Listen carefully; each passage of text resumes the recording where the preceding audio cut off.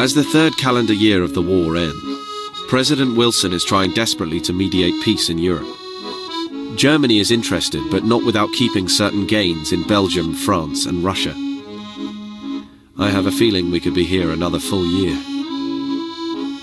Headed deep into the overrun Belgian interior this morning for balloon busting over Brussels. What a way to end 1916.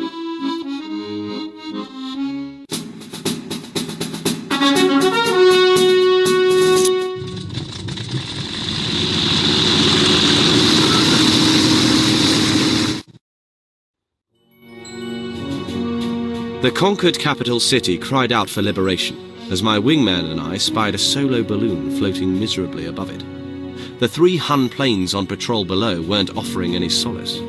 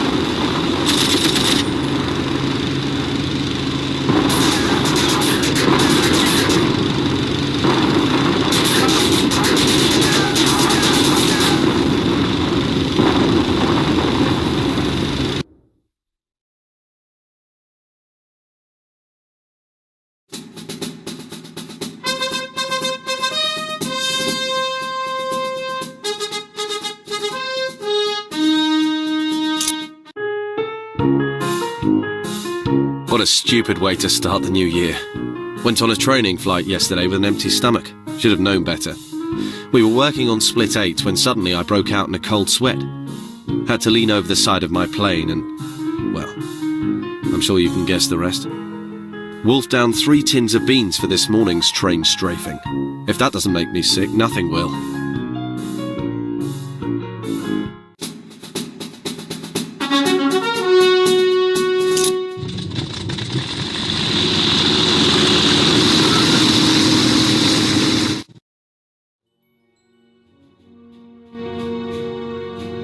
I reached Lille to find an empty munitions train barreling out of town for a pickup. As my target travelled south, I swerved to intercept it, ready to unleash multiple rounds into its coal car.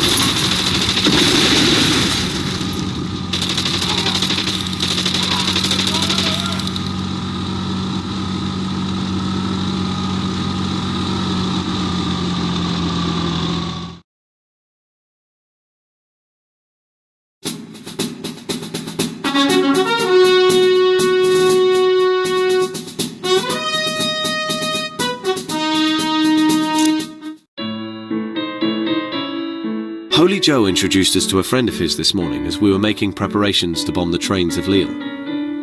He's a field medic named Bart Thomopoulos. Though his heritage is Greek, he was born in Turkey and emigrated to Britain when he was 16. Holy Joe says that Bart desperately needed a break from the front, so he got him assigned here. Someday he wants to be a doctor.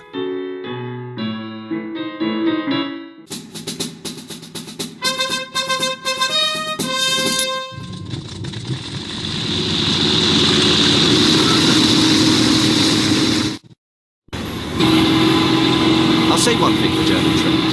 They're determined to get where they're going. Whether they're being strafed or bombed, they just keep rolling. The Lille line certainly wasn't interested in our detour.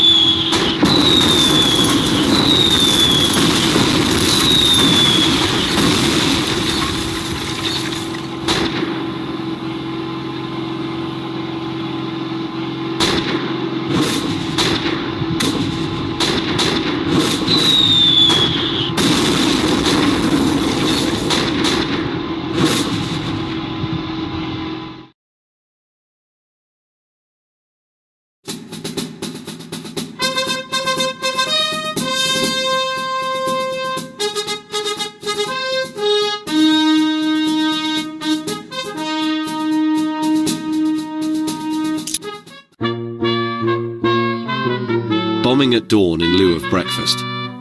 No air nausea, I pray.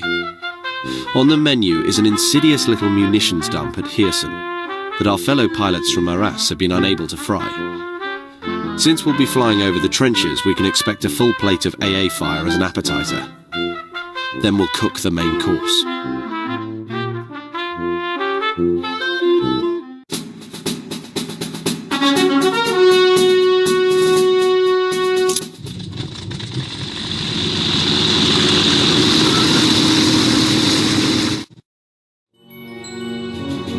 High over Heersen, we had the coveted element of surprise only too briefly.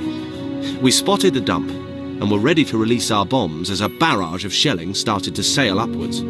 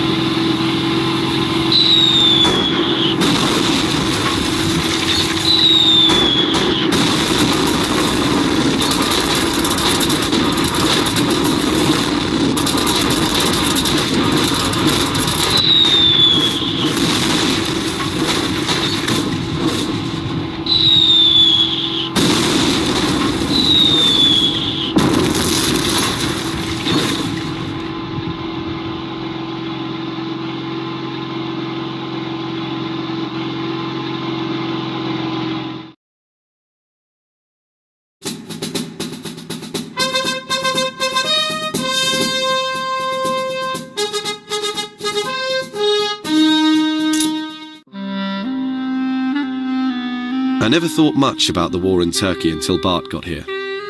He's furious that the Turks have deported his relatives. They were labelled security risks, whatever that means. I may not know much about politics, but I know slander when I hear it. Bart fears the revival of the Ottoman Empire if the Central Powers win the war. Not to worry. The four of us escorting a bomber to Al Noir today intend to revive his faith in the Allies.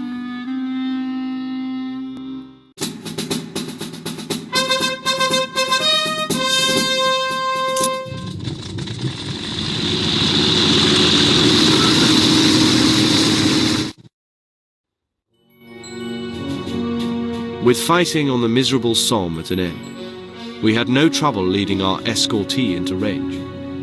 Even when we arrived, there was no air activity of concern. We were certain the calm wouldn't last.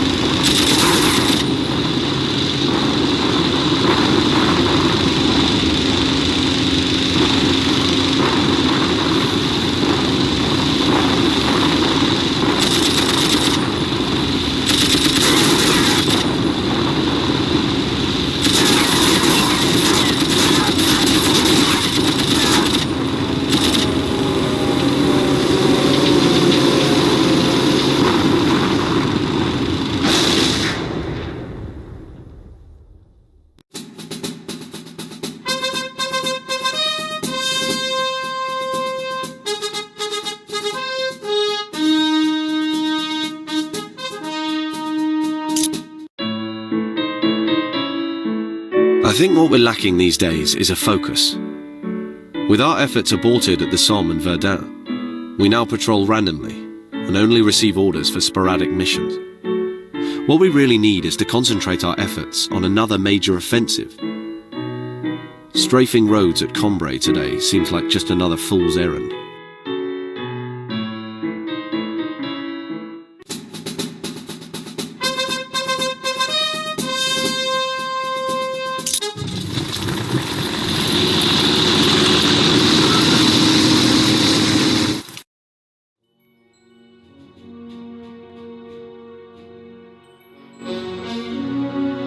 Cambrai looked like the sort of place where a grand offensive might work. Maybe HQ had that in mind when they sent us here to clear this road of artillery. If nothing else, we had a tempting choice of targets.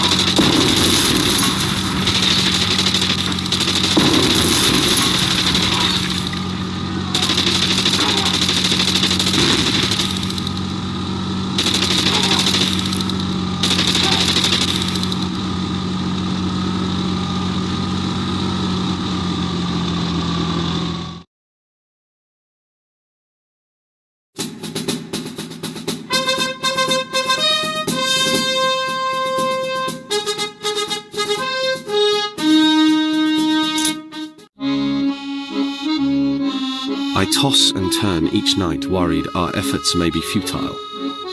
After more than 2 years of bloodshed, the trench line has hardly changed. The Western Front is once more immobile, though the Germans have a number of balloons flying from Ghent to Ypres. We received orders last night to pluck them all from the sky. The plucking begins at dawn.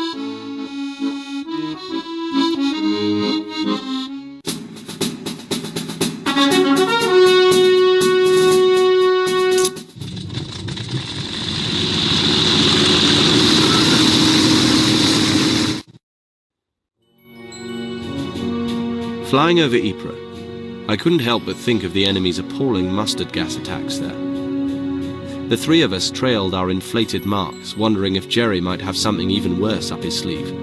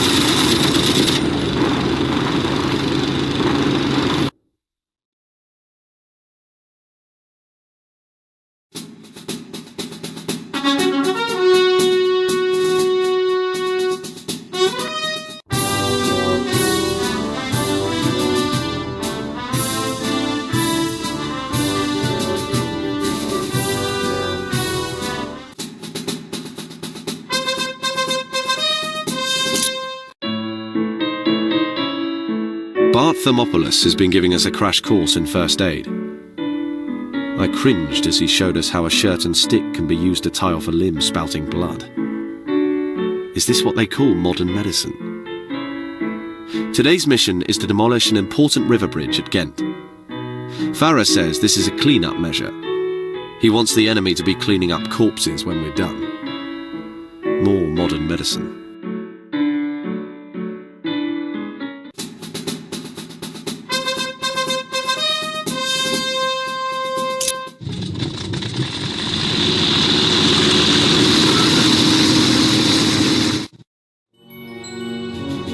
Archie exploded in every corner of the sky. Closing on Ghent, I spotted the bridge HQ thought oh so important, and brought my bombs into deadly close range.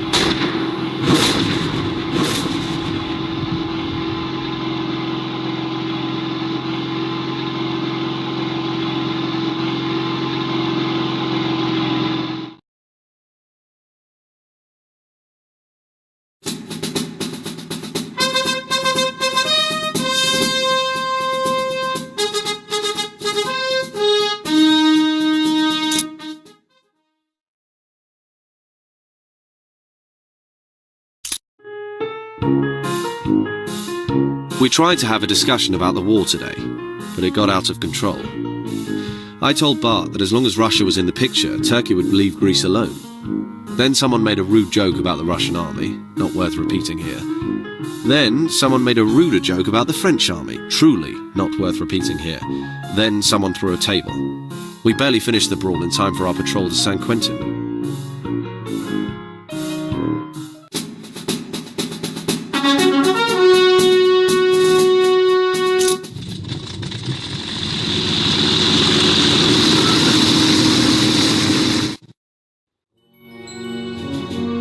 The three of us had hoped for a calm sortie, but directly ahead we faced three D2s looking for something to brag about back home.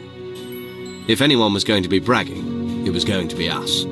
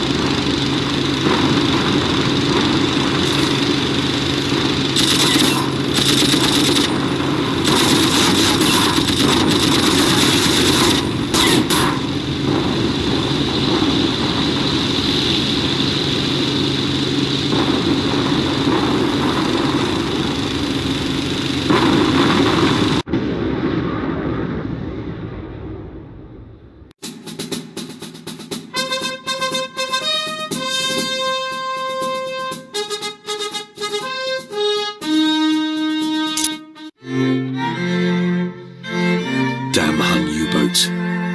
British reinforcements can't land at Boulogne until transport ships can be assured of safe arrival. Our job is to lure the sub-tubs to the surface and uncork them. Handsome bounty for our pains. Following today's bombing, we're off to London for 3 weeks of leave. Farrah has just finished barking out a lecture on how anyone whose conduct lands him in the slammer is staying there for the rest of the war.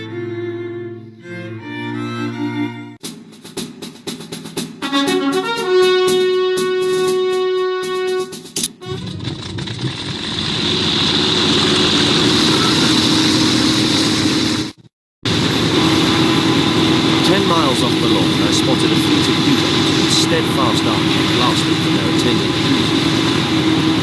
What I wanted to know was what a bunch of flyers were doing plain sailing.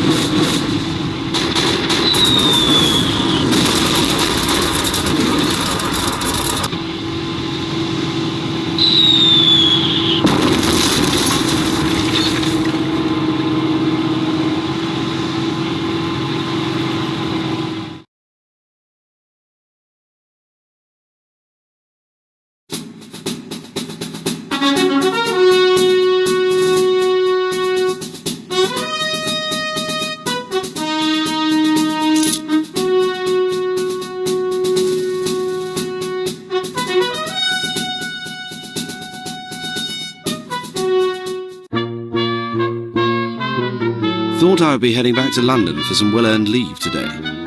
Turned out Farrah had other ideas. He took me to one side and asked if I wanted to do some covert flying without letting the other boys know. He told the high-ups that I was the person for the job. Who am I to say no? Turns out one of their top generals is visiting the aerodrome at Dunkirk, and he wants me to sneak in and take him out. This could be fun.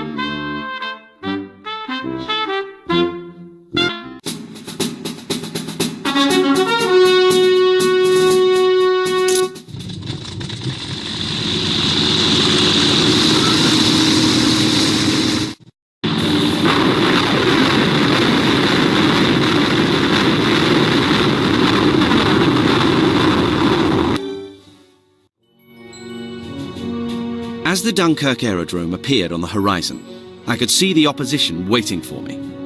I was right. This could be fun.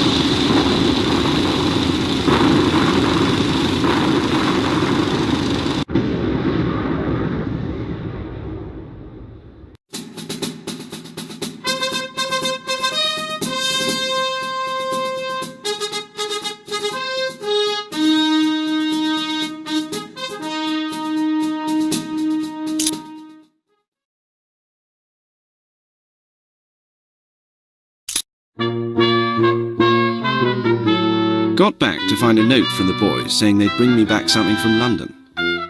They really know how to remind a man of what is missing.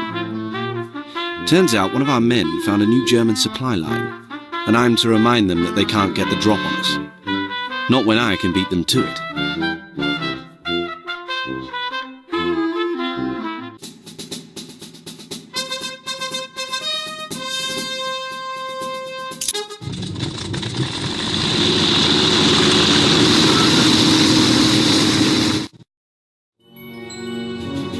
The closer I was to the German supply line below, the itchier my finger was on the bomb release trigger.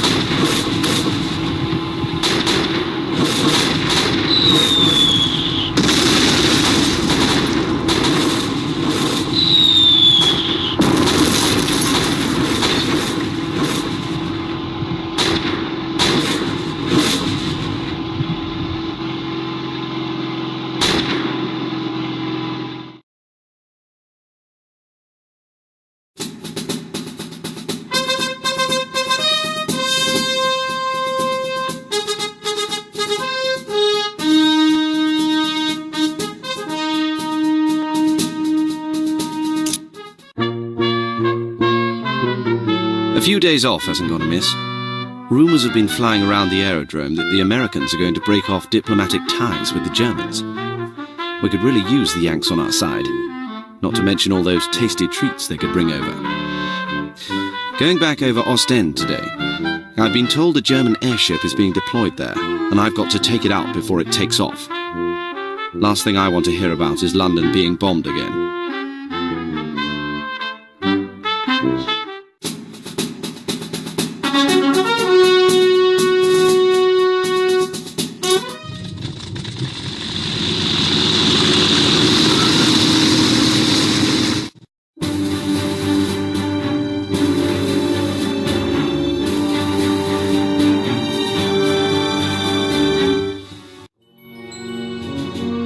The airship loomed ever larger in front of me, and I knew I had to let his air out before he took me out.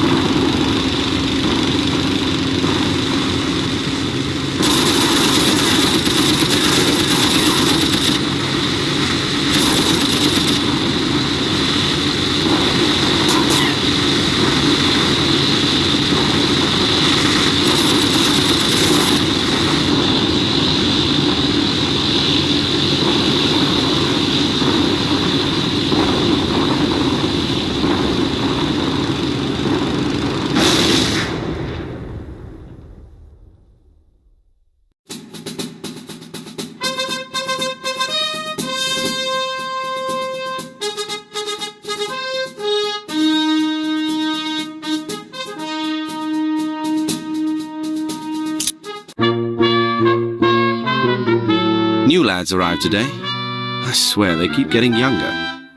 The youngest lad, Lewis, looks like he's just left infant school. Still, as long as they can pull the trigger and hit a Jerry fighter, I won't complain. Just got word that I'm to bomb a German shipyard, complete with battleships, to make my escape just that little bit trickier. I swear Farrah tries to make each day harder and harder for us.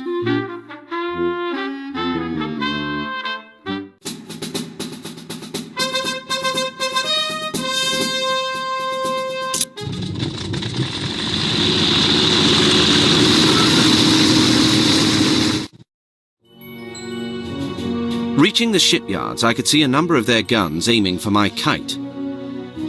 Time to give them that sinking feeling.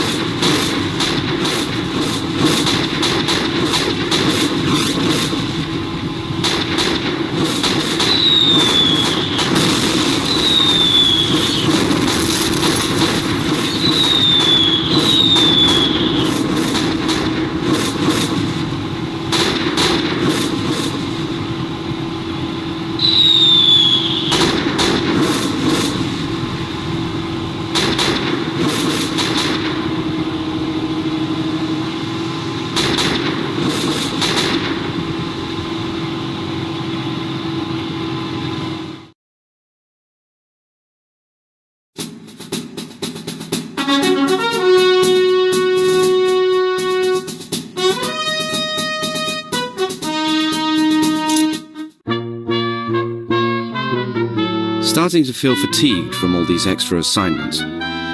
This promised leave can't come soon enough. Still, seems there's no rest for the wicked. I'm to intercept some German fighters that are acting as convoy escorts. Just hope the numbers are in my favour and that I get home more or less intact.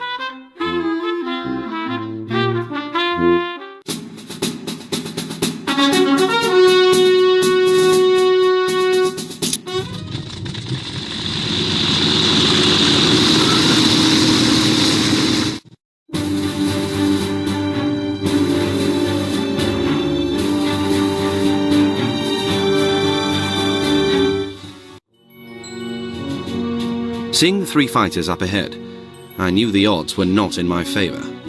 I would certainly be pushing my luck.